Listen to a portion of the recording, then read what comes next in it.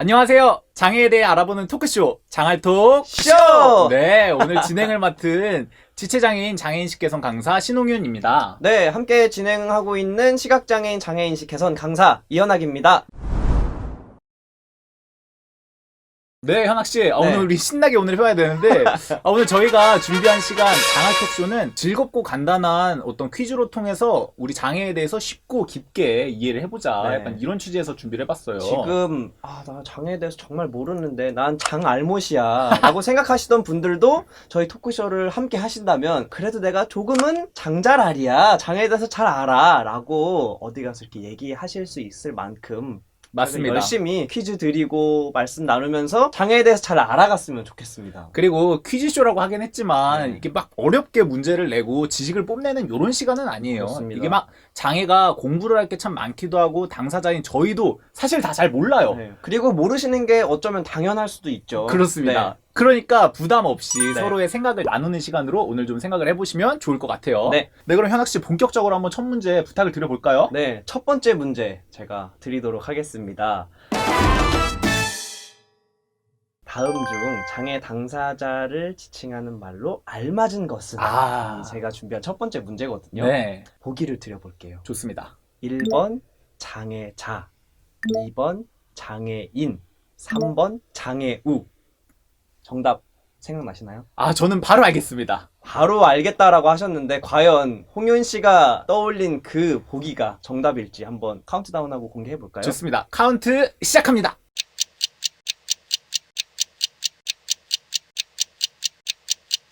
네. 네. 정답은 제가 한번 맞춰봐도 되나요? 현학 씨? 네, 맞춰 보세요. 저는 2번 장애인이 옳은 표현인 것 같습니다. 왜 그렇게 생각하시죠? 제가 한번 해설까지 제가 하면 되는 건가요?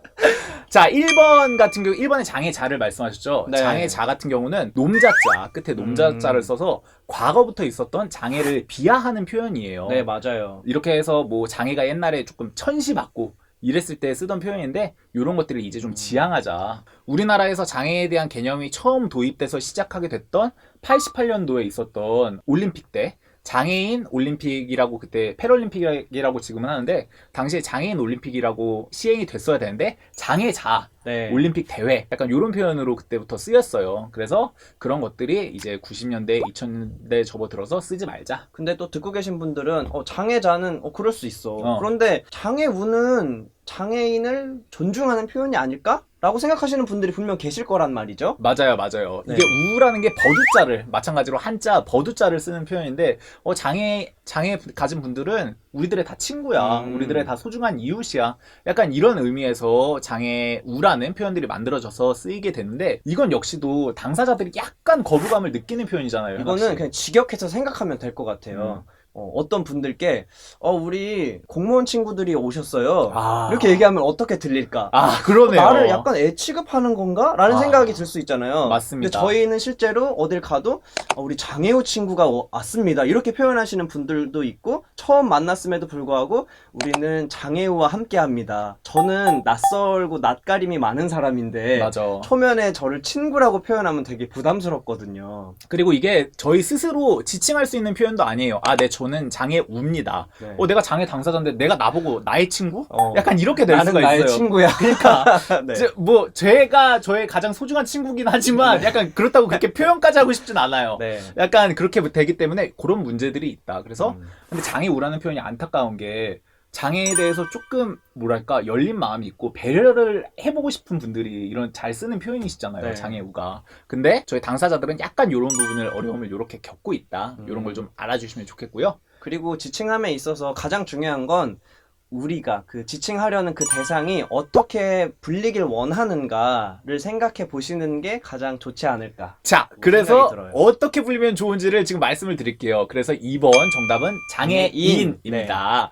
자, 장애인 같은 경우는 가장 어떻게 보면 오래도록 쓰인 표현인 동시에 그리고 거부감도 없어요. 네. 되게 조금 뭐랄까 기본적인 어떤 표현? 되게 몸이 건조한 표현인데 음. 가장 알맞죠? 몸이 건조한 표현이. 맞아요. 네. 정말 장애인에는 아무 뭔가 첨가된 의미들이 없습니다. 네. 그래서 저희들이 조금 거부감이 덜한, 그래 뭐 그렇게 우리 부르지, 약간 당사자들이 통용적으로 많이 통상적으로 느끼고 있는, 그냥 그래 우리 장애인이지, 이런 표현으로 많이 생각을 해주시면 좋을 것 같아요. 그래서 저희를 언제 보시면 장애인으로 생각을 해주시고 부를 일이 있다면 네. 그렇게 좀 부탁을 드리면서 자, 저희 두 번째 문제로 한번 또 가볼까요? 대한민국의 인구는 5천만 명이죠, 여러분. 대충 5천만 명이라고 해봐요. 네. 그러면 그 중에 우리 장애인은 몇 명이나 있을까요?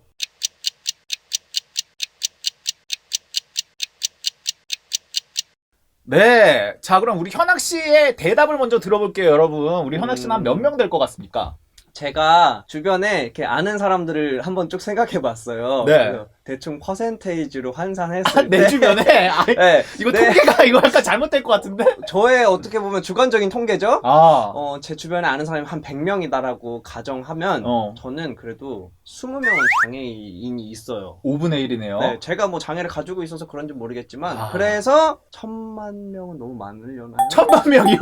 5천만 명 중에 1000만 네. 명 정도 장애인으로 본다. 네. 자, 우리 현학 씨의 대답은 이렇습니다, 여러분. 그러면 제가 통계청에서 발표한 기준을 가지고 말씀을 드려볼게요. 네. 2019년 통계청 기준에 따르면 우리나라에서 등록된 장애인은 267만 명. 그러니까 전체 국민의 5.39%가 여기에 해당됩니다. 생각보다 되게 적다. 네, 장애인이 5.39%예요. 근데 이게 재밌는 건 따로 있어요. 재밌는 거는 다른 나라와 비교를 했을 때 이게 재미가 생기는데 네.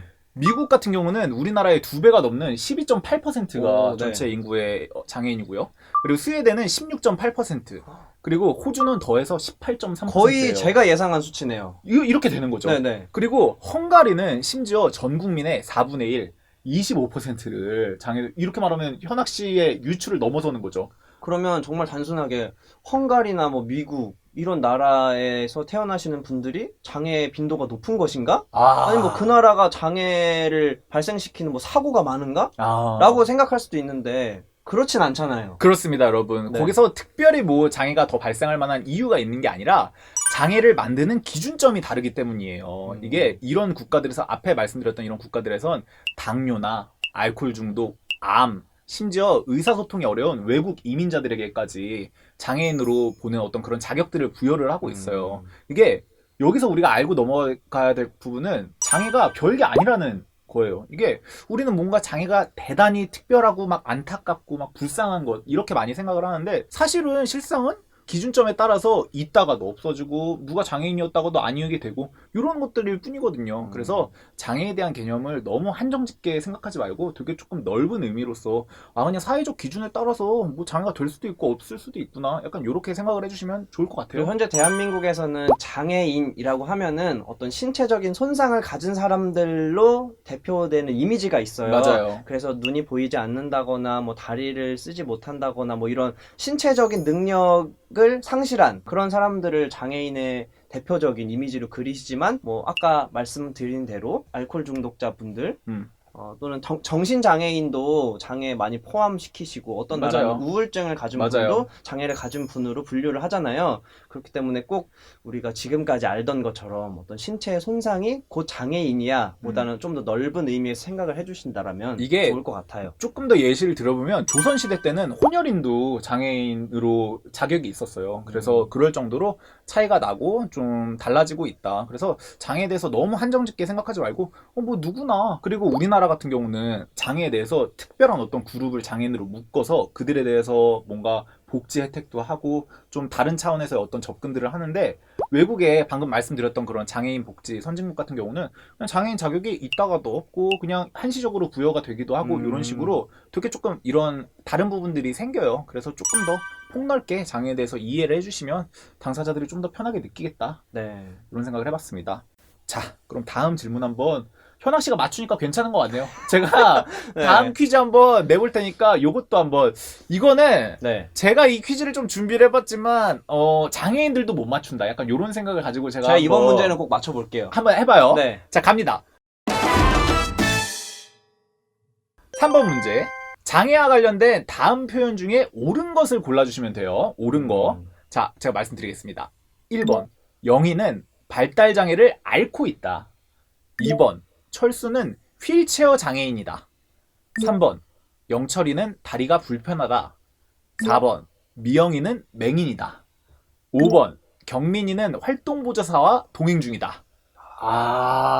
느낌 오나요, 현학 씨? 이거는 약간 수능 문제처럼 뭔가 함정이 숨어 있을 것 같아요. 그렇죠. 네. 제가 함정을 이렇게 파서 준비를 해봤습니다. 함정이 있을 것 같은데. 그렇습니다. 네. 저희 이 함정을 잘 피하셔야 돼요, 여러분. 자, 카운트다운 시작합니다.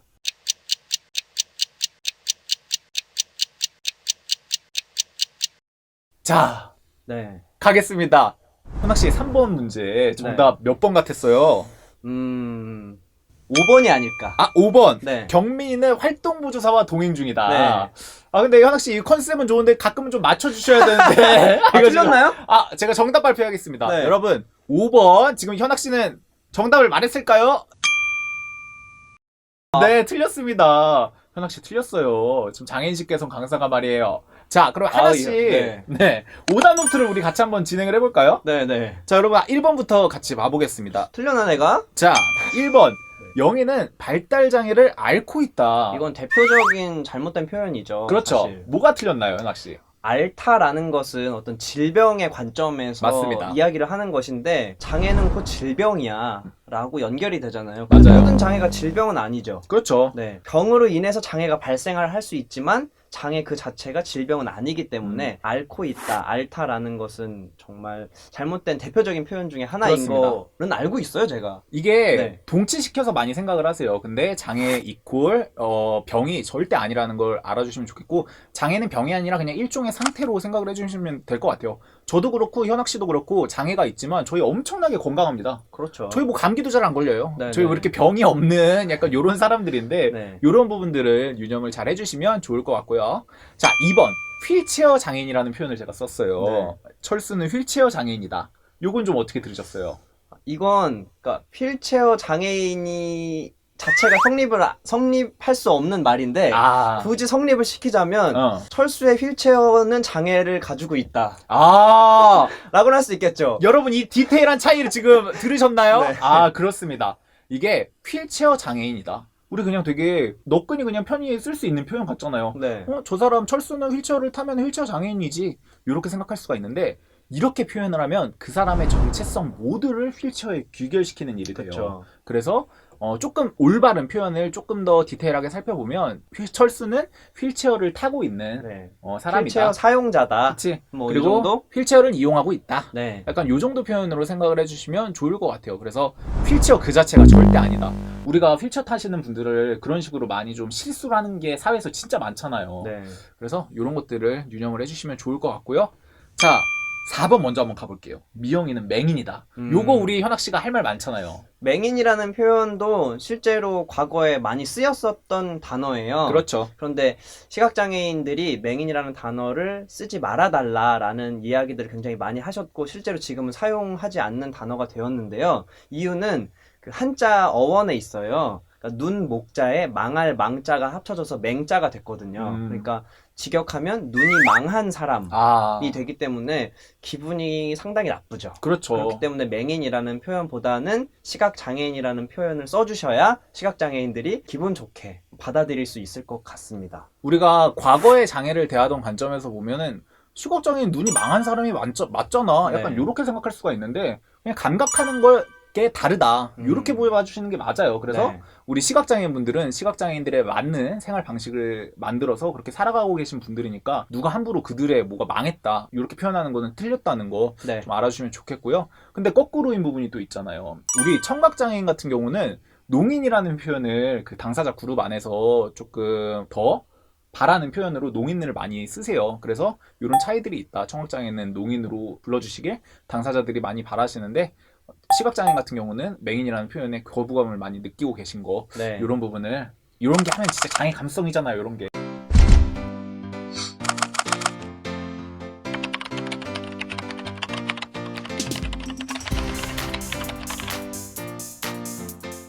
그쵸. 이런 작은 디테일들에서부터 장애 감수성을 갖추고 있는 사람과 그렇지 않은 사람이 조금 구별되는 것 같아요. 그러니까 우리 영상 보시는 분들 이런 거 알아가면 얼마나 이제 수준 높은 인격자, 약간 인권의 어떤 알아가는 사람, 약간 이렇게 그게 되니까 해주시면 좋겠고. 자, 우리 5번 현학 씨가 틀린다. 네. 이게 근데 저희 장애 당사자들이 많이 틀려요. 네. 왜냐면은 자 5번에 제가 뭐라고 썼습니까? 경민이는 활동보조사와 동행 중이다. 이런 표현을 제가 썼는데 일단 굉장히 맞는 표현 그쵸? 네. 이게 뭔가 경민이라는 이름이 틀리진 않았을 거 아니야. 그리고 동행. 그러니까. 말 맞는 단어인 것 같고. 그러니까. 네. 자, 근데 활동보조사라는 표현에 약간 맹점이 있어요. 아, 이런 표현 쓰면 안 되겠구나. 활동보조사라는 표현에 잘못된 지점들이 네. 있어요. 이게 장애 당사자들도 많이 틀릴 수밖에 없는 일단 게 활동 보조사라고 하면은 통상적으로 그렇죠. 장애인의 어떤 사회 활동이나 가사 활동을 돕기 위한 어떤 사회 서비스의 일종이거든요. 그렇습니다. 네. 그런데 이게 뭐가 잘못된 거죠? 그렇게 활동을 해주시는 분들인데 실제로 활동보조사라는 표현은 굉장히 오랫동안 쓰였던 표현이에요. 근데 이 당사자분들이 활동을 하시던 당사자분들이 나의 업무는 누군가의 업무를 보조하기만 하는 일이 아니다. 보조라는 표현을 벗어나서 새로운 용어들을 우리에게 되찾자. 우리를 위해 써달라. 이렇게 나와서 최근엔 활동지원사라는 표현으로 용어들이 바뀌었어요. 그래서 활동보조사가 아니라 활동지원사라는 표현을 당사자들께서 추구해서 만들어내셨다는 거, 이런 것들을 기억하시면서 활동지원사라는 표현을 다들 알아주시면 좋겠습니다. 이것도 디테일한 장애 감수성이 맞아요. 담긴 단어네요. 이게 제가 문제 좀 잘 냈죠? 역시. 근데 자, 우리 정답을 한번 그러면 살펴볼게요. 네. 영철이는 다리가 불편하다. 자, 자, 정답 속에는 불편하다라는 표현을 씁니다. 우선 가장 알맞은 답이긴 한 것 같네요. 나머지 맞아요. 5개 중에서 그나마 제가 장애 당사자로서 제일 덜 거슬린다고 해야 할까요? 맞아요. 네, 그런 말임에는 맞네요. 지금 우리 현학 씨가 짚어주신 대로 정답 속에 불편하다는 표현 역시 많이 쓰는 표현은 맞지만 무조건 막 옳다, 나이스한 표현이라고 그렇죠. 보기는 좀 어렵기도 해요. 네. 왜냐면 장애가 무조건 불편하기만 한 것은 절대 아닙니다, 여러분. 불편은 굉장히 좀 상대적인 개념이에요. 상황에 따라 많이 다르죠. 이를테면 저는 사회적으로 봤을 때 중증 장애인이지만 걷는 거를 제가 어려움을 겪는데 중증 장애인이지만 이제 제 몸의 불편을 저는 많이 느끼고 있지는 않아요. 거꾸로 비장애인인데도 불구하고 스스로의 몸에 저보다 많은 불편을 느끼면서 살아가는 분들도 많이 계시고요. 우리 현학 씨도 불편을 이제 크게 못 느낄 때가 그리고 조금, 있잖아요. 네, 디테일하게 말씀드리면 네. 가령 철수는 5층까지 가는데 다리가 불편하다. 라고 하면은 되게 자연스러운 문장일 수 있겠지만 엘리베이터가 있으면은 다리가 불편하다라고 그렇지. 이렇게 말을 안 하게 되잖아요. 근데 5층까지 가는데 엘리베이터가 없어. 그러면 계단이 있어서 철수는 불편하다는 될 수 그렇지. 있는 단어겠지만, 네.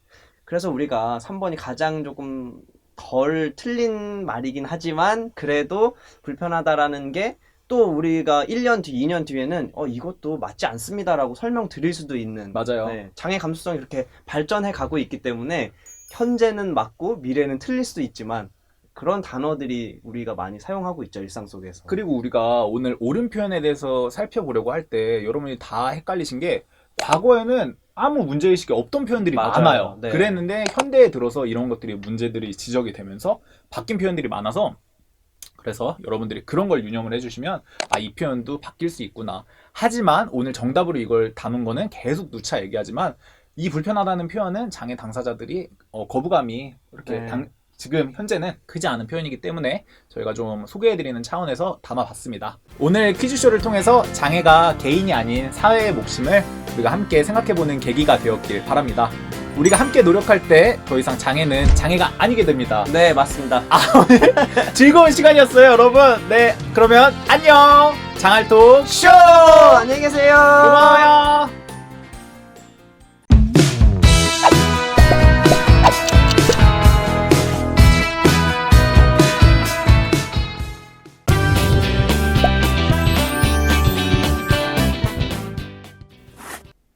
안녕하세요. 강사 고은영입니다. 여러분, 장애라는 말은 언제, 왜 생겨났을까요? 물론 장애인은 인류가 존재할 때부터 함께 존재했겠죠. 하지만 장애인이라는 이 집단적인 이 구분된 단어는요. 산업사회 때 생겨났다고 할 수 있습니다. 엘리자베스 시대의 이 구빈법을 장애 개념이 탄생된 계기라고 말씀드릴 수 있는데요. 구빈법, 무슨 말이죠? 나라가 빈곤을 책임지겠다 하는 거죠. 이 무렵에 불황자들이 급증했었어요. 그러면서 나라에서 불황자들 중에서도 노동력이 있는 자와 노동력이 없는 자를 구분합니다.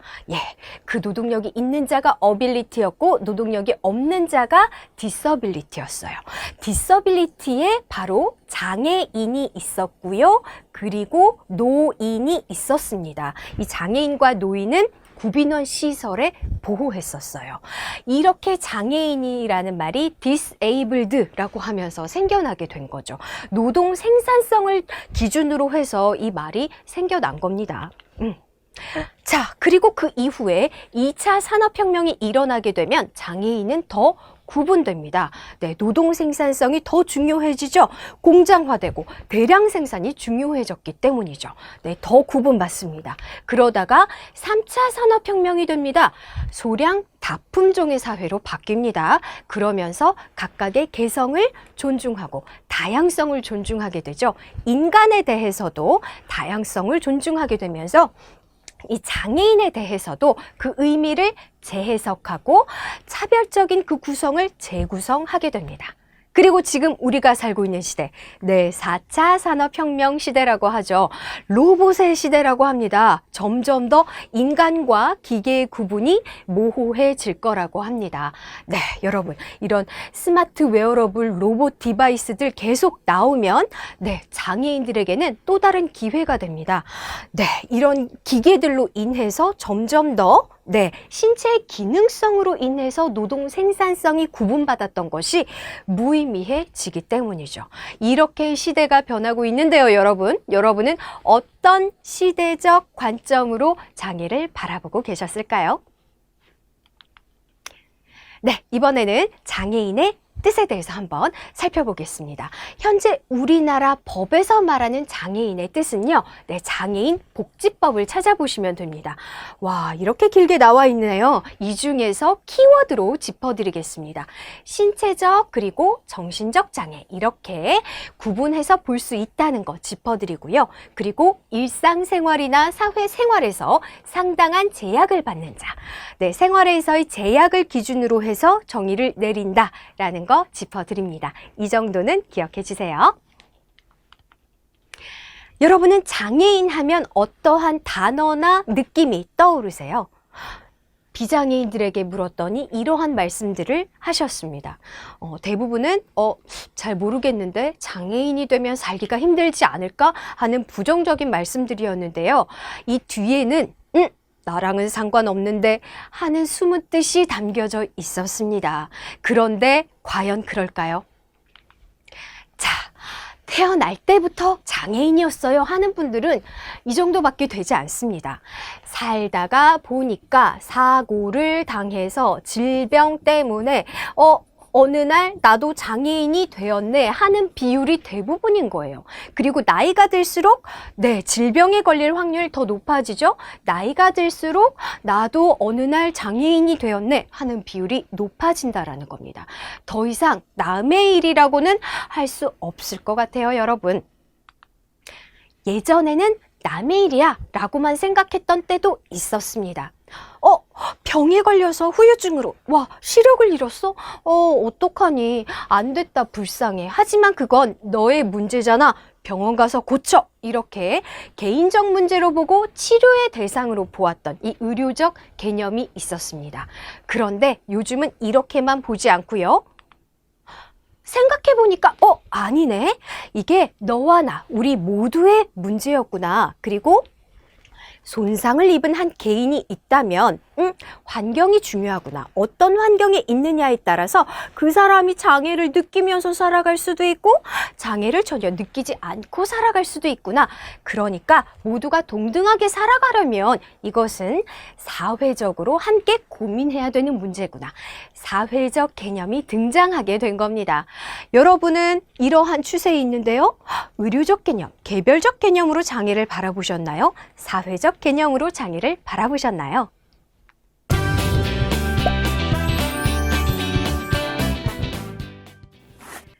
우리나라는 장애를 어떻게 범주화하고 있을까요? 먼저 신체적 장애와 정신적 장애로 구분합니다. 신체적 장애로서 12범주가 있고요. 그리고 정신적 장애로서 3범주가 있습니다. 이 신체적 장애 12범주 중에서 6가지가 지금 화면에 나와 있는 거예요. 이 중에서 오해하기 쉬운 것만 몇 가지 짚어드리겠습니다. 뇌병변 장애, 네, 뇌병변 장애는요, 중추신경의 손상으로 인해서 근육 강직으로 인해서 의사소통이 힘든 경우를 말합니다. 그러니까 발음이 불명확하다거나 아니면 말의 속도가 느린 거죠. 이런 것을 보고서 지능이 낮은 거 아니야? 라고 오해를 하시는 경우가 있습니다. 지적장애와 다릅니다. 예, 또 지능이 낮은 게 아닙니다. 예, 뇌병변 장애 기억해 주시고요. 그리고 시각장애. 시각장애인들은 모두 다 전혀 보이지 않는 사람들이야 라고 오해하시는데 전혀 보이지 않는 전맹인 분들은요 몇 프로 되지 않습니다. 오히려 더 많은 분들이 저시력자에 해당한다 라는 것도 알아두시면 좋겠고요. 그리고 시각장애인들은 다 점자를 사용하는 거 아니야? 라고 생각하시는데 그렇지 않습니다. 점자가요 배우기도 어려워요. 네, 후천적으로 시각장애를 얻은 이런 분들 같은 경우에 어떻게 써요? 문서 확대의 방법도 있고요. 음성 출력의 방법도 있고요. 다양한 방법이 있습니다. 꼭 점자만 사용하는 것은 아니다 말씀드리고 싶습니다. 그리고 청각장애. 청각장애인이라고 해서 모두 다 수어를 사용할까요? 그렇지 않습니다. 수어를 사용할 수도 있지만 구화, 입의 모양으로 대화를 하는 구화를 할 수도 있고요. 자녀 청력을 사용할 수도 있고요. 문자를 사용할 수도 있습니다. 그러니까 우리가 섣불리 판단하지 말자. 이것도 말씀드리고 싶습니다. 그리고 신체적 장애 나머지 6가지 범주가 나와 있는데요. 뇌전증 짚어드리고 싶습니다. 예전에는 간질이라고 불렀는데요. 지금은 뇌전증이라고 부른다는 거 기억해 주시고요. 그리고 장루 요루장애도 말씀드리고 싶어요. 잘 모르실 수도 있는데 이것은 이제 대변 주머니나 소변 주머니를 차고 있는 경우를 이야기합니다. 다음은 정신적 장애입니다. 지적 장애와 자폐성 장애는 포괄해서 발달 장애라고 부르기도 하죠. 그리고 정신 장애가 있습니다. 여기서 한 가지, 자폐성 장애인들은 특정한 분야에서 특출한 천재성을 보이던데 라고 말씀들을 하시는데 모두 다 그런 것이 아닙니다. 영화 마라톤 보니까 초원이 그리고 어떤 영화 보니까 배우지도 않았는데 막 피아노도 독학해서 되게 잘 치던데요. 암기 잘하고 산수 잘하던데요. 이런 말씀 하시는데요. 자폐성 장애인 중에서도 서번트 신드롬에 해당하는 분들만 그렇습니다. 역시 섣불리 판단하지 말자 말씀드리고 싶습니다. 그러면 해외는 어떨까요? 해외 선진복지 국가에서는요, 더 포괄적입니다. 우리나라에서는 사실 이것만 보는 거예요. 신체나 정신의 기능적 장애만 봤다면 해외에서는 특정한 분야의 일을 할 수 있는가 없는가 하는 노동 능력 측면을 보기도 하고요. 그리고 사회적 의미의 장애를 보기도 합니다. 이게 뭐냐면은요, UN 장애인 권리 협약에 따라서 나왔던 이 사회적 모델의 관점을 반영한 것입니다. 이 장애라는 것이 손상을 가진 한 사람만으로 볼 수 없고 그 환경적 장벽 사이에 상호작용으로서 범주화할 수 있다라는 거예요. 이렇게 만약에 우리나라도 사회적 의미의 장애까지 포함시키게 된다면 비만인도 장애인이라고 할 수 있고요.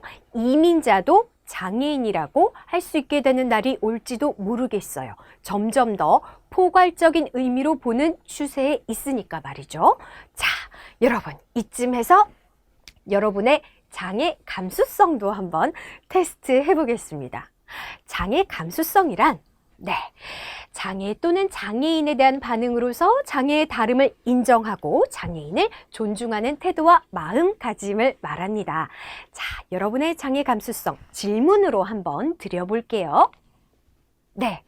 여러분이 휠체어를 이용하는 지체 장애인이라고 한다면 1번 식당과 2번 식당 중에서 어떤 식당을 이용할 것 같으세요? 물론 정답이 따로 있는 것은 아닙니다. 원하시는 곳으로 가면 되지만 많은 장애인들이 2번 식당으로 갑니다. 이유는 뭘까요? 이 식당의 차이는 아시겠나요? 네, 1번 식당은 네, 여기 경사로가 있는 거예요, 지금. 그래서 시설이 잘 갖추어져 있어서 휠체어가 쉽게 들어올 수 있어요. 좋네. 그런데 식당 주인의 표정을 보세요. 날 별로 좋아하지 않는 것 같아. 그런 표정이 느껴집니다. 2번 식당을 보세요. 계단이 있어요. 시설은 갖추어져 있지 않습니다. 그런데 네, 식당 주인이 아이고 어떡해요. 계단이 있어서 죄송합니다. 대신 임시방편으로 경사로 대신 이거라도 깔아드릴까요? 하면서 도와주려고 하는 모습이에요. 이게 바로 장애 감수성입니다. 시설, 제도, 정책, 법 물론 중요하죠. 그러나 그 이전에 더 중요한 것은 사실 태도, 공생에 대한 생각, 인식이 아닐까 싶어요. 네, 장애 감수성, 장애 인식 이런 것을 위해서 오늘 이 시간도 여러분 저와 함께 하고 있는 것 아닐까요?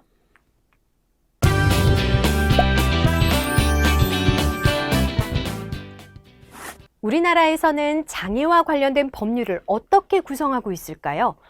네, 인권을 중심 가치에 놓고 우선 크게 두 가지로 구성해서 볼 수 있습니다. 소극적인 조치로서 차별금지, 권익옹호가 있고요. 그리고 적극적인 조치로서 사회 정책이 있습니다. 네, 이 권익옹호에 대한 것은 잠시 후에 살펴보기로 하고요.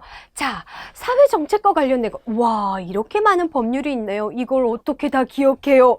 걱정하지 마십시오. 많지만 정말 중요한 거, 노란 글씨, 장애인 복지법을 기억해 주시면 좋을 것 같아요. 네, 장애인 복지법 은요, 장애인과 관련된 정의도 여기 나와 있고요.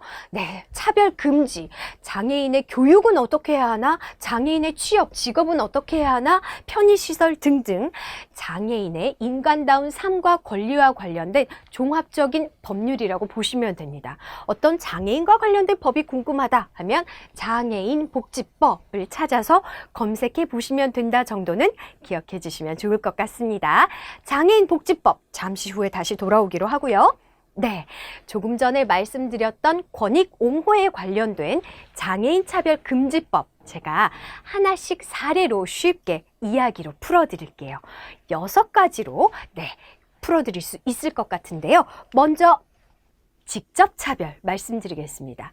이 경우는 정당한 사유 없이 제한, 배제, 분리, 거부 등에 의하여 불리하게 대하는 경우, 뭔가 말이 어려운 것 같지만 상대적으로 쉽게 이거 차별이잖아 하고 판가름하기 좀 쉬운 사례들에 해당합니다.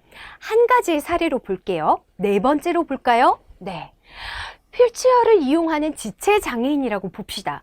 그 지체장애인이 출근 시간에 시내 버스를 타려고 합니다. 그런데 버스 기사가 나도 시간 맞춰야 되고 승객들도 바쁜데 그냥 지하철 이용하시죠? 이러면 아무리 친절하게 거절해도 이것은 직접 차별이죠. 네, 직접 차별은 상대적으로 좀 쉽게 판가름하실 수 있을 것 같고요.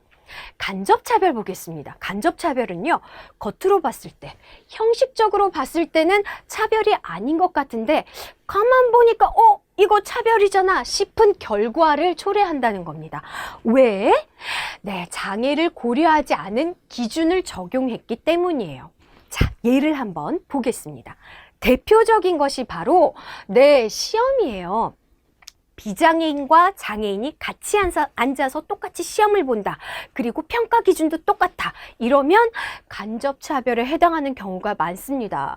여기서처럼 청각장애인, 다른 말로 농인이라고도 합니다. 농인. 네, 청각장애인, 농인이 청인, 잘 들리는 사람과 똑같이 앉아서 영어 듣기 평가를 본다. 시간도 똑같다. 그리고 똑같이 채점한다. 간접차별에 해당합니다. 하나만 더 볼게요. 2번째, 일반적인 상가시설이 들어있는 건물이에요. 3, 4층짜리 건물인데 엘리베이터가 없네. 그러면 휠체어 이용자는 그 상가 못 들어가죠. 간접차별이라고 할 수 있는 겁니다. 자, 이번에는 정당한 편의 제공 거부예요. 이 경우는 이걸로 한번 볼까요? 우리 구청에 저시력자 민원인이 들어오셨습니다.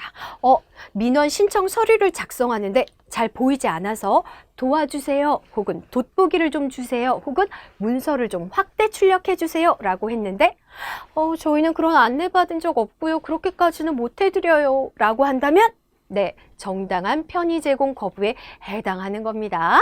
네, 네 번째 보겠습니다. 광고에서의 차별은 방송이나 미디어를 포괄해서 본다라고 보시면 되는데요.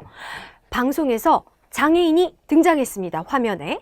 뭐 한 것도 아니에요. 장애인이 그냥 등장했는데 뒤이어서 출연자 패널이 어머 장애인, 어머 어떡해, 다리 불편한, 어머 어떡해 하는 이 표정이 나왔어요. 장애인 등장, 바로 뒤에 리액션, 그런 표정. 그렇게 편집해서 방송을 내보냈다?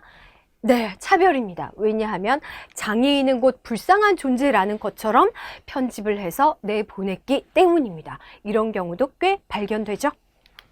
자, 다섯 번째, 장애인 관련자입니다.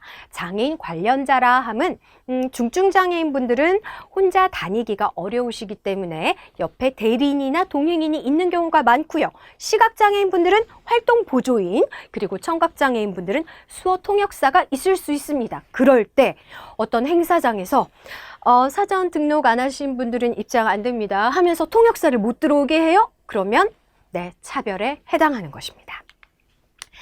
자, 사람뿐 아닙니다. 시각장애인 안내견이나 보조기구도 그래요.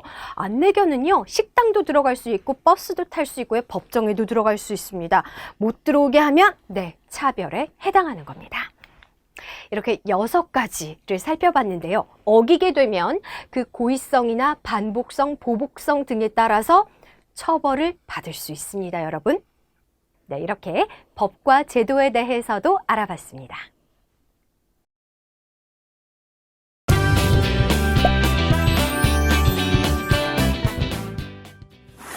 안녕하세요. 장애인식 개선 강사 이창훈입니다. 여러분, 실질적으로 장애인과 만났을 때, 그리고 장애인과 만날 약속이 있을 때 어떻게 해야 할지 참 난감하고 궁금한 사항들이 많을 것 같은데요. 오늘은 장애인과 만났을 때 어떻게 소통해야 할지 다양한 방법들에 대해서 이야기를 해보겠습니다. 사실 근데 문제는 해답은 정말 간단합니다. 장애인을 만났을 때 그냥 질문하면 돼요. 그냥 여러 가지 질문을 해서 그들의 필요를 알고 이제 다양한 해결책과 답안을 만들면 되는데, 사실 이렇게 끝 하면 아쉽잖아요. 그래서 다양한 장애 유형별로 어떻게 소통하는지 이야기를 진행해 보겠습니다. 먼저 시각장애인과 만났을 때 어떻게 소통해야 할까요? 본인을 알리는 게 중요합니다. 안녕하세요. 저는 이창훈입니다. 이렇게 본인을 소개한 다음에 여러 가지 질문을 해야지만 지금 나에게 이야기를 건 사람이 오늘 나와 만날 사람이구나 라고 알 수 있기 때문에 본인을 음성으로 직접 소개하는 게 매우 중요합니다. 다음으로는 무언가를 설명할 경우에 이것, 저것, 그것 이런 지시대명사를 쓰지 않도록 주의해야 하고요. 이것이 어떤 건지, 저것이 어떤 건지, 그것이 무엇인지를 명확하게 전달해야 이분이 이야기를 하시는구나 라고 충분히 알 수 있기 때문에 이것, 저것, 그것은 지양해야 합니다. 다음으로는 행동하기 앞서서 말로 의사를 전달하는 게 중요합니다. 그냥 휙 나가버린다거나 또 갑자기 손에 뭔가를 쥐어준다거나 행동을 먼저 하는 것이 아니라 제가 지금 뭘 드리겠습니다. 제가 잠시 나갔다 오겠습니다 등의 이야기를 하고 나서 행동을 해야 시각장애 당사자가 깜짝 놀라지 않고 그 상황들을 바로바로 확인할 수 있기 때문에 우선 행동하기에 앞서서 말로 의사를 표시하는 게 매우 중요합니다. 또 시각장애 당사자가 혼자 왔을 경우에 어딘가에 안내해서 가야 할 경우들이 있습니다. 그럴 때 직접 안내를 해야 할 경우가 있잖아요. 그럴 때 팔꿈치를 잡게 한 다음에 반보 앞에서 걸어가는 게 매우 필요합니다. 갑자기 뒤에서 민다거나 또 끌고 간다거나 이런 것이 아니라 팔꿈치를 잡게 하고 팔꿈치 뒤에서, 그리고 본인, 안내하는 사람은 반보 앞에서 걷는 게 매우 중요하다라고 말씀을 드리겠습니다. 이번에는 지체 뇌병변 장애인과의 의사소통에 대해서 이야기를 해보겠습니다. 식당이나 회의 이런 같이 무언가를 만나서 진행해야 될 경우가 있잖아요. 그럴 경우에 당사자 또는 당사자의 보조기구가 접근 가능한지 미리 확인하는 게 좋습니다. 가령 계단이 있거나 단차가 있거나 이럴 경우에 실질적으로 접근하기 너무나 어렵잖아요. 미리 확인하고 조치가 가능한지. 그래서 모든 사람이 장애물 없이 함께 회의할 수 있도록 만드는 게 매우 중요하고요. 다음으로는 당사자가 사용하는 휠체어, 목발 등의 어떤 보조기구를 본인의 허락 없이 만지거나 잡는 걸 삼가야 합니다. 당연하겠죠. 개인의 소지한 물건이기 때문에 당연한데요. 흰지팡이나 안내견, 특히 안내견에 대해서 말씀을 좀 드리고 싶은데요. 안내견이 어딘가를 이동하고 있을 때는 실질적으로 이동할 때는 일을 하는 상태입니다. 그럴 때 주의를 끈다거나 뭔가를 준다거나 해서 일을 방해하지 않도록 하는 것들이 또 매우 중요한데요. 다시 말해서 본인이 활용하고 있는 보조기구를 함부로 만지거나 잡는 행동은 삼가야 합니다. 엘리베이터 또 어느 공간의 문을 통과해야 될 경우가 있을잖아요. 또 탑승해야 될 경우에는 문을 잡아줘서 잘 탑승하고 이동할 수 있도록 도와주는 게 매우 중요합니다. 다음으로 청각 언어장애인과의 의사소통에 대해서 얘기를 해보도록 하겠습니다. 이 부분에 대해서 어떤 분들은 편견을 가질 수 있는 요소가 있는데요. 어떤 부분이냐면 청각장애인 모두가 수어를 사용하는 건 아닙니다. 어떤 분들은 구어로 이야기를 하는 분들도 있기 때문에 어떻게 소통하면 좋을지 질문을 미리 해 두셔야겠고요. 또 시각장애인도 마찬가지로 모든 시각장애인이 다 안 보인다라고 생각하는 것도 편견입니다. 제가 지금 말씀드리는 부분들은 각자 장애 발생 원인이 다르기 때문에 직접 질문하고 그에 따라서 소통하는 게 필요하다. 이 측면에서 말씀을 드려봤습니다. 다음으로는 입을 가리지 않고 명확하게 전달하는 것이 매우 중요합니다. 입을 가리면 상대방이 하는 말이 제대로 보이지 않기 때문이겠죠. 그리고 여러 사람과 함께 이야기를 하거나 회의를 할 경우에는 중간중간에 청각장애인에게 의사를 표현할 수 있도록 그리고 회의에 대해서 알려줘야 합니다. 이유는 청각장애 당사자도 이 회의의 주체자라는 것들을 명확하게 인식하기 위해서 이런 조치들을 꼭 취해주는 게 매우 중요합니다. 다음은 수어통역사와 함께 할 경우라도 필요한 질문을 본인에게 하도록 하는 게 매우 중요합니다. 이 부분은 활동지원사나 또 근로지원인과 같이 온 다른 장애 유형도 마찬가지인데요. 필요한 질문이 있거나 할 경우에는 본인한테 하는 게 매우 중요한데요. 당사자가 필요한 욕구나 문제 이런 부분들은 당사자가 워낙 잘 알기 때문에 활동지원사, 또 수어통역사, 근로지원인에게 질문하는 것은 좀 아무래도 그 태도는 바람직하지 않겠죠. 언어장애인이 이야기를 하는 부분이 있습니다. 그럴 때 힘들어 보일 수가 있어요. 그렇다고 해서 말을 끊거나 하지 말아야 되고요. 말을 끝까지 할 수 있도록 기다려줘야 합니다. 그것이 청각 언어장애인이 의사소통할 때 매우 중요한 부분이기 때문에 이 부분도 참고해 주셨으면 좋겠습니다. 다음은 지적 자폐성 장애인과 관련된 얘기를 해볼 텐데요. 먼저 지적장애, 자폐성 장애와 의사소통할 경우에 특히 지적장애인 본인의 의사를 존중하는 것이 또 매우 중요하고요. 연령에 맞는 호칭을 사용하는 것이 또 매우 필요합니다. 지적장애인이 아무리 봤을 때 조금 어려 보이고 또 얘기하기가 조금 어려움이 있다 하더라도 연령에 맞지 않은 표현을 쓰게 되면 당사자로서의 존중하지 않고 무시하는 느낌을 줄 수 있기 때문에 이 부분들 연령에 맞는 호칭을 사용해야 한다는 말씀을 꼭 드리고요. 또 하나, 쉬운 언어와 표현을 사용하는 것이 매우 중요합니다. 지적장애 당사자에게 굉장히 어려운 언어는 그 단어에 대한 쓰임이나 어려움들을 가져올 수 있기 때문에 쉬운 언어를 사용해야 하고요. 또 반복적으로 내용을 전달해줘서 잘 숙지하고 이해할 수 있도록, 숙지하다라는 표현도 어렵네요. 잘 이해할 수 있도록 하는 게 매우 중요합니다.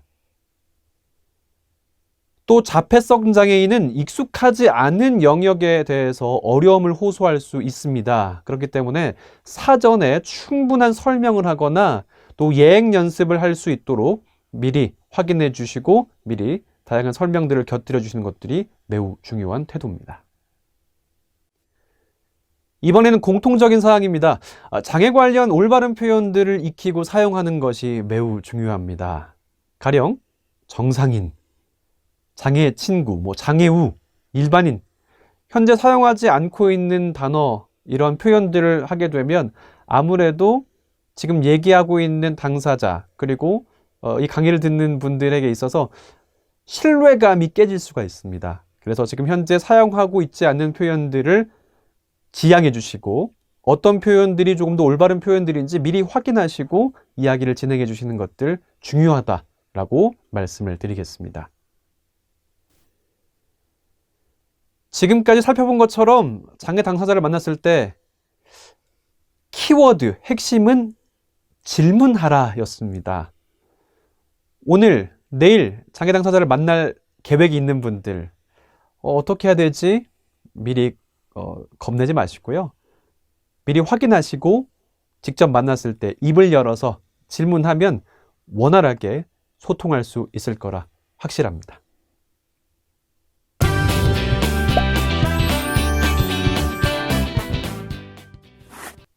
계속해서 장애와 관련한 도구, 공간, 환경에 대한 이야기를 해보겠습니다. 장애인이 일상을 영위하고 살아가면서 필수적인 도구, 공간, 환경, 이분이 중요한데요. 하나씩 한번 살펴보죠. 우선 도구에 대한 이야기를 해보죠. 보조기구라고 말합니다. 장애로 인해서 발생하는 어려움, 문제, 이런 부분들을 보완하고 해결해가는 다양한 도구들을 말합니다. 여러분들이 직접 많이 보셨던 건 아무래도 휠체어일 것 같은데요. 또 휠체어 외에도 보청기, 영상전화기, 흰지팡이, 안내견, 독서 확대기, 스크린 리더, 또 학습 보조기기, 정말 수많은 보조기구들이 장애인들이 활용하고 있다는 점인데요. 이 보조기구를 활용할 때 어려운 부분을 말씀드리면 고가의 기기이기 때문에 직접적인 구매 어려움이 있습니다. 제가 지금 만지고 있는 이 점자 정보 단말기라고 하는데요. 이 보조기구도 개인이 활용하고 사기엔 너무나 큰 금액이기 때문에 교육청이라든지 지자체, 또 한국장애인고용공단, 한국정보화진흥원, 이런 다양한 공공기관에서 시행하는 사업이 있습니다. 이 사업 지원을 통해서 대부분의 많은 장애인들이 이 보조기구를 활용하고 있습니다. 이 보조기구에 대한 부분들은 각 지자체나 아니면 말씀드렸던 장애인고용공단, 이런 기관에서 활용하고 있는 보조기구 센터를 통해서 확인할 수가 있습니다. 다음으로 장애인의 일상과 관련한 공간에 대해서 이야기를 해볼 텐데요.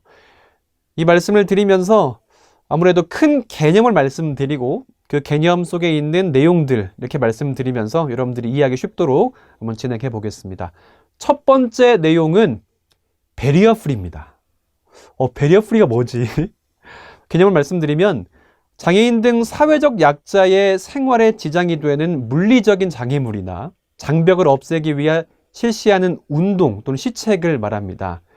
이 베리어 프리, 장벽을 없앤다 이런 말이잖아요. 베리어 프리의 하위 개념으로 장애물 없는 생활환경 인증제도라는 게 있습니다. 일명 BF 인증제도인데요. 장애인 등이 개별 시설물, 지역을 접근, 이동함에 있어서 불편을 느끼지 않도록 계획하고 설계하고 시공하고 관리하고 이런 부분들을 평가하고 인증하는 제도를 말합니다. 그럼 과연 어떤 것들을 인증하고 평가할까요? 건물 진입로에 장애물이 있는지 없는지, 또 출입로의 문의 형태가 어떤지, 이게 밀어서 여는 건지 또 자동문인지 회전문인지 이런 형태를 보고요. 손잡이의 형태, 또 점자 유도블록의 유무, 또 화장실의 폭이나 넓이, 이런 부분들, 시설의 다양한 부분들에 대한 항목들을 검토하고 평가해서 장애 당사자들이 이용할 수 있도록 하는 겁니다. 교통약자 이동 편의증진법 또는 장애인, 노인, 임산부 등의 편의증진에 관한 법률이 있잖아요. 이 법률에 의거해서 이 제도들이 운용되고 있습니다. 베리어 프리의 또 다른 이야기를 해볼 텐데요. 베리어 프리 영화입니다. 가치봄 영화라고도 얘기하는데요. 화면을 볼 수 없고 소리를 들을 수 없는 사람들도 화면 해설과 한글 자막을 넣어서 모두가 영화를 감상할 수 있도록 제작한 영화를 베리어 프리 영화 또는 가치봄 영화라고 합니다. 영화 부분도 있지만 영화 외에도 방송사가 제작하는 드라마, 다큐멘터리, 예능, 애니메이션 등의 다양한 프로그램도 장애인 방송 의무 편성 지침에 따라서 현재 송출되고 있습니다. 또 지금도 뮤지컬, 연극, 전시, 공연 이런 다양한 부분들도 모두가 함께 즐기는 배리어프리 문화 확산의 움직임이 좀 발생하고 있는데요. 하지만 아쉬운 부분이 있습니다.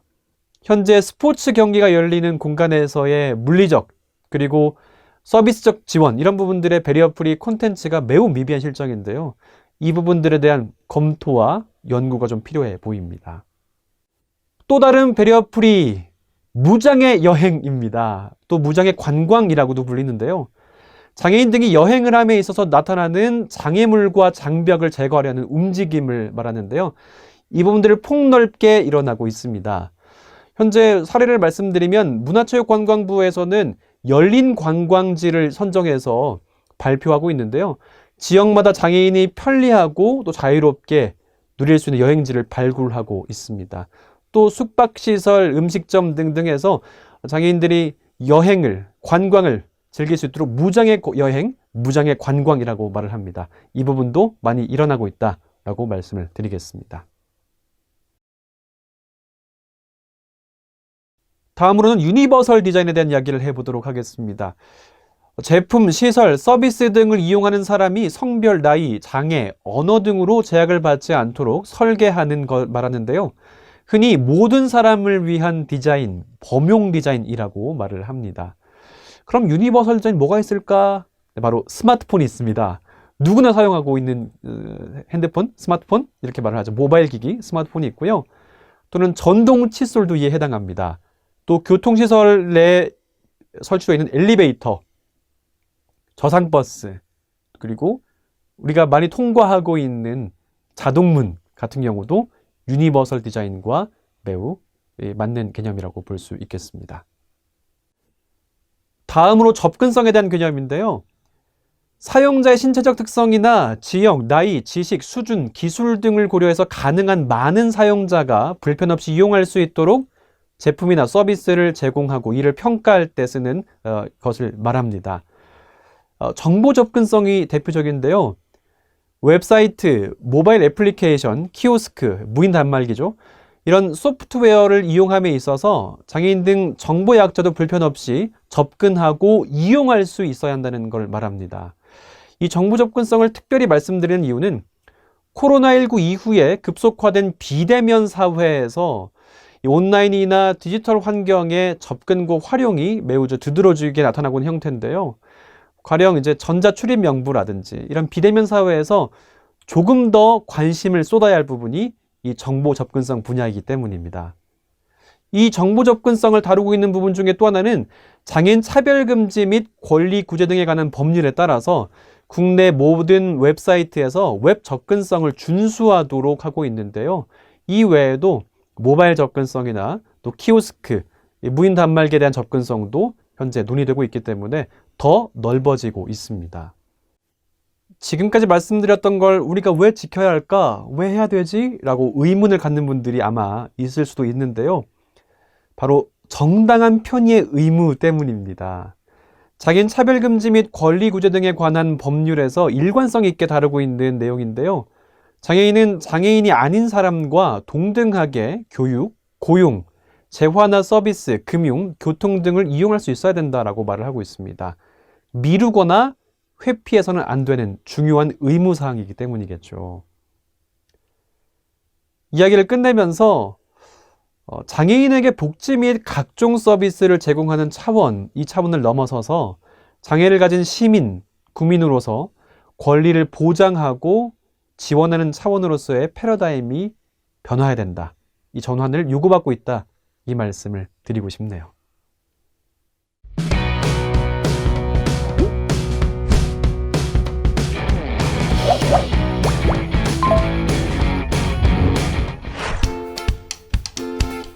안녕하세요. 장애인식 개선 강사 신홍윤입니다. 안녕하세요. 장애인식 개선 강사 이현학입니다. 네, 여러분 오늘은 저희가 한 구청 앞에 나와 있습니다.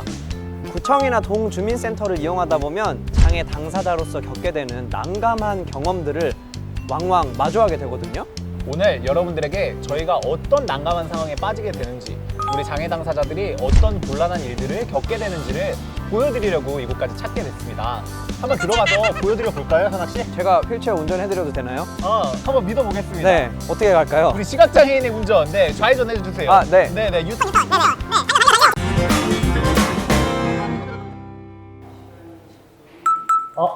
저기요. 복지카드 발급받으려고 하는데 어디로 가면 될까요?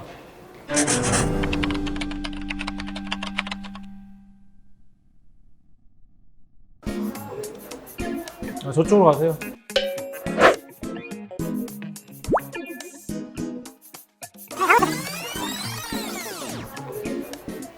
저쪽으로 가세요.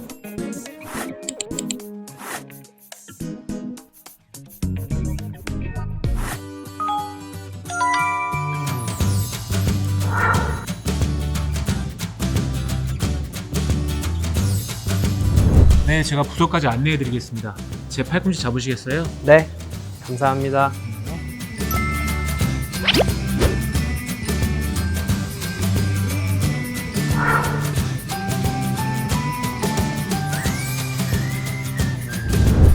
민원 창구는 2층에 있습니다. 건물 중앙에 엘리베이터 있으니 이용하시고 2층 내리시면 바로 오른편에서 발급받으실 수 있습니다.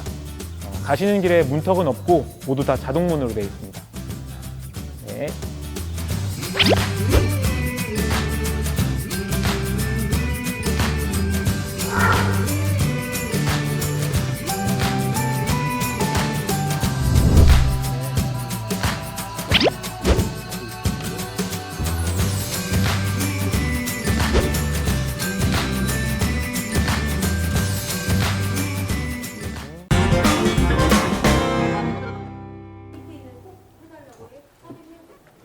복지카드 재발급 받으러 왔습니다.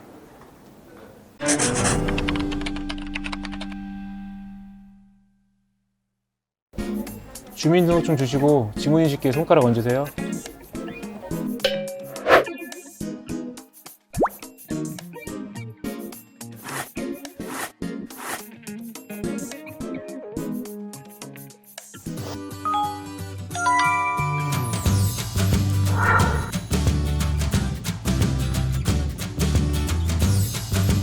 네, 복지카드 발급 업무 맡고 있는 주무관 김철수입니다. 주민등록증 좀 보여주시고요. 제가 손 좀 잠깐 빌려도 될까요? 지문인식기에 손가락 좀 잠깐 갖다 대겠습니다. 엄지손가락 좀 펴주시겠어요? 네.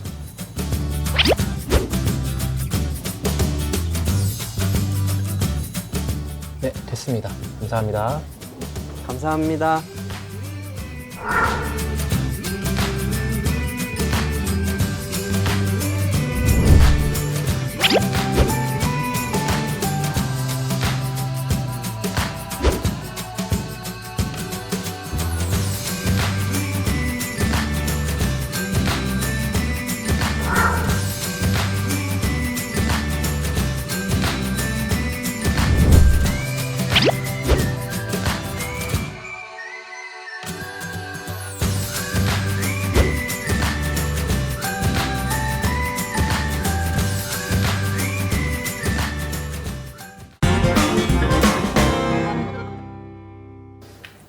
등본이 한 부 필요한데요.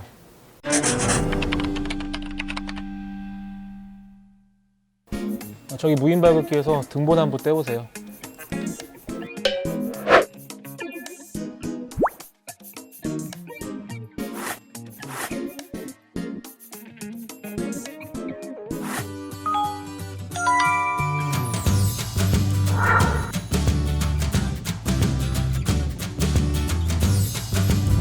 무인 발급기에서 출력할 서류가 한 부 있는데요. 제가 동행하겠습니다. 제 팔꿈치 잡으시겠어요? 네. 네, 앞에 의자 있습니다. 아, 네, 감사합니다.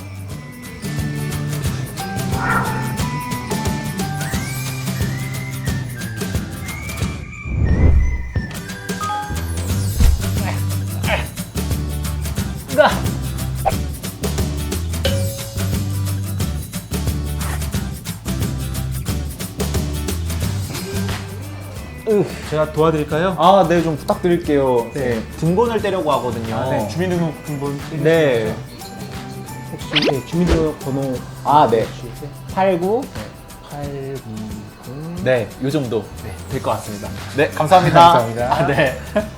아, 복지카드 발급 쉽네. 그러니까 드디어 이렇게 받게 되네. 아, 이렇게 직진하면 되나요? 네네, 직진 갑시다.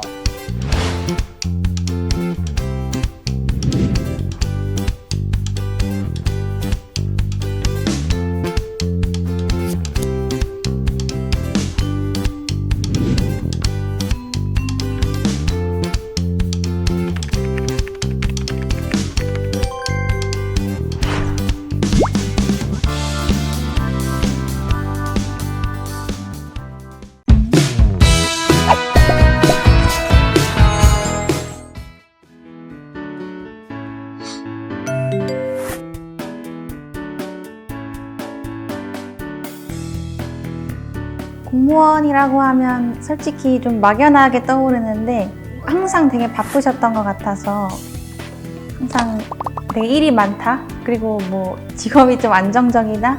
이런 게 좀 가장 먼저 떠오르는 것 같아요. 아무래도 뭔가 조금 편한 이미지가 떠오르진 않는 것 같아요.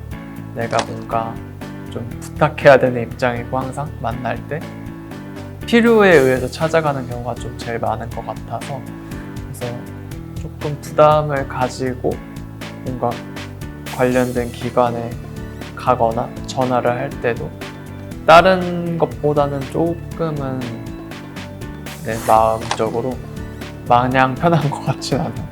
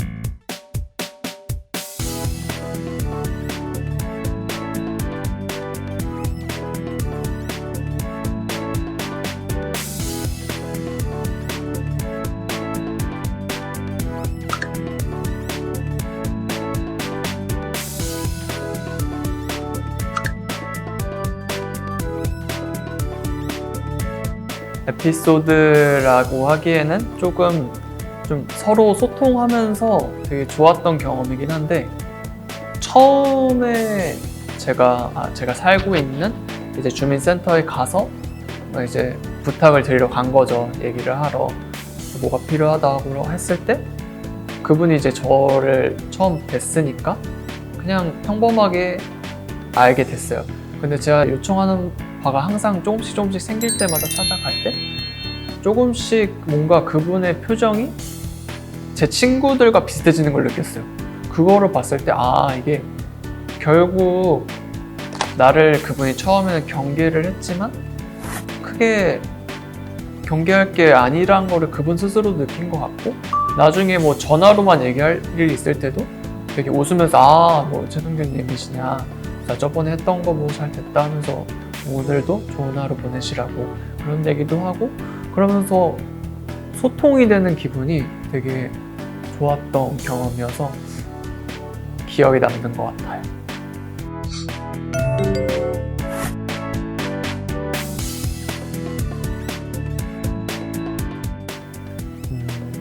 바라는 공무원의 모습보다는 좀 좀 하고 싶은 말이랄까? 전달하고 싶은 말은 있어요.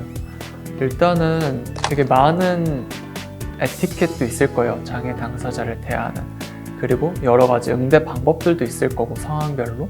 하지만 그러한 모든 지식을 아는 것보다 가장 중요한 거는 그 사람을 사람으로서 존중하고 이해하고 생각하려는 마음? 그거가 있지 않으면은 아무리 내가 뭐 상황별 에티켓을 알건 지식적으로 안다고 해도 그냥 민원인 또 왔네, 힘들겠네, 이럴 수 있을 것 같아요. 하지만 그런 뭔가 생각을 조금만 바꿀 수 있으면 좋을 것 같아요. 공무직으로서 장애 당사자를 대하는 건 당연히 있을 거고, 그뿐만 아니라 되게 여러 가지 일들을 하게 될 거예요. 그렇기 때문에 공무직으로서의 장애 인식은 정말 중요한 거라고 생각을 하고, 그러한 인식들이 저는 이제 우리 나라의 인식을 만들어가는데 가장 시작점이 될 거고, 그렇기 때문에 이 내용들을 통해서 조금이나마 변화가 일어나고 도움이 될 수 있으면 좋겠어요. 사실 공무를 처리할 때도 뭐 서명 같은 거를 하거나 입력해야 되는 것들이 많은데, 서명을 하는 그 위치만 잡아주셔도 저희는 충분히 저희 혼자 이름을 쓸 수 있기 때문에, 그런 조금의 배려만 해주신다면 저희도 혼자서 자유롭게 공모를 처리할 수 있을 것 같아요.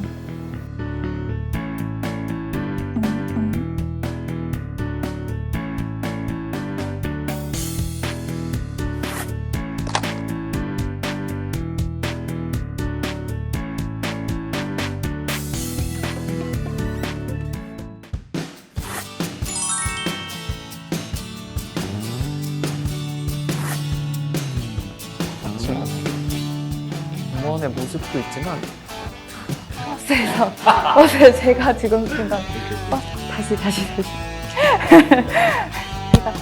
제가 만드는 공무원들에게 한마디?